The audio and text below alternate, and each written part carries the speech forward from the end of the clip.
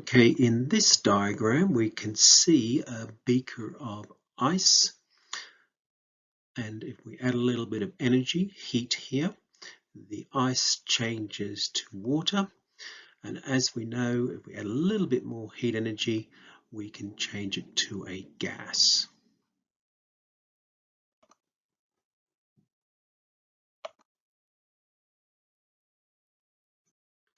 On this diagram, we have a solid changing to a liquid.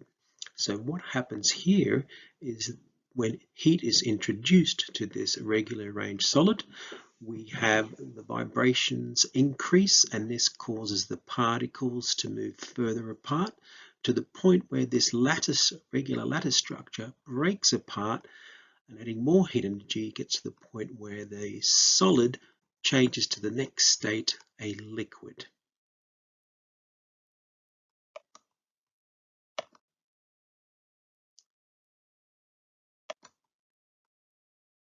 Now in this diagram of evaporation and boiling, we'll be showing you what happens when particles evaporate and when particles in this solution boil. So what happens here in the normal state, solid state or solid going on to liquid above solid, we've got vibrations. As we add a little bit of heat, the overall system may be, say, 20 degrees, but some of these particles may be higher, closer to boiling point, 100 degrees if it's water, or lower, closer to 10, 15 degrees.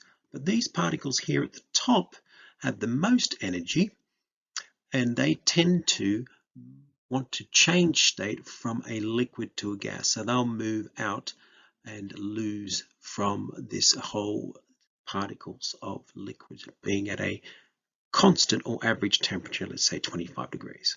If we add more heat energy to get to the liquid's boiling point, we find that all the particles' average temperature is very close to 100 degrees Celsius, and every particle in every level of this liquid wants to change from a liquid to a gas. So make sure you know the difference between particles, or what is particles when they are evaporating, and what are the particles doing when they are boiling.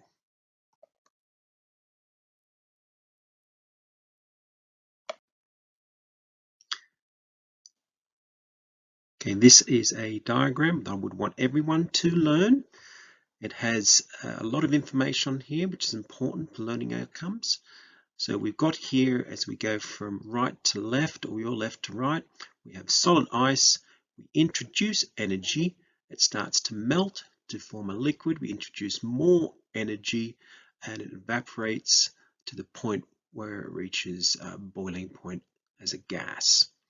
If we go the other direction where we lose energy, so going from a gas to a liquid, we call that the condensation point. And then if we go the other way around where liquid loses energy or reduces its temperature, we call it the freezing point.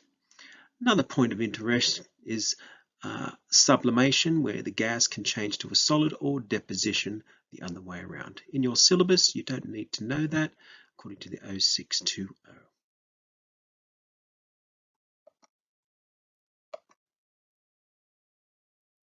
Okay, these are the quick 3 questions.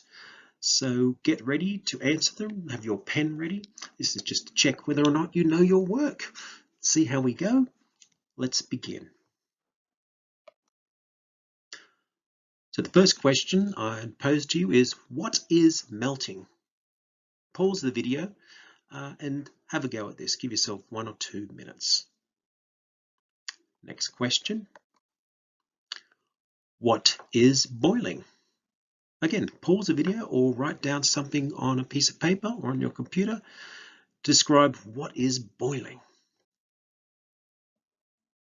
And the next question, what is the difference between boiling and evaporation?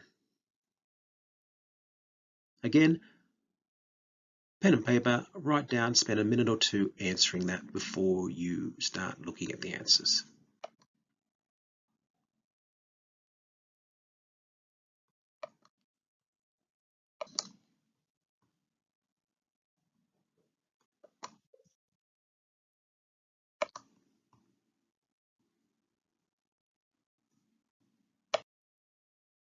Now here are the answers to the quick three.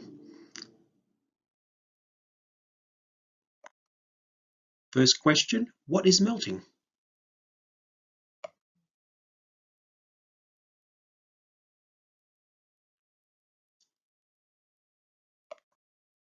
Melting occurs when the particles in the solid gain more kinetic energy and vibrate more. These vibrations cause the particles to move further apart and the solid begins to expand. As the solid further expands, the lattice structure fails and the solid changes to the next state called a liquid.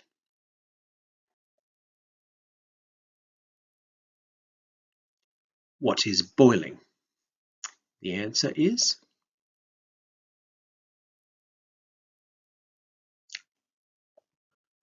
boiling occurs when a liquid is heated and the particles vibrate faster and expand.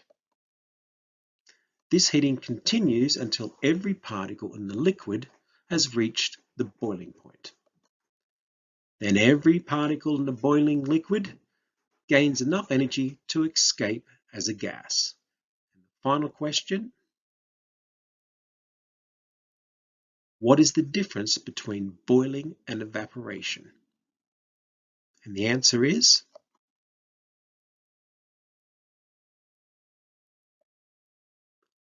boiling occurs when every particle in the liquid has reached the boiling point so that all particles have enough energy to escape as a gas.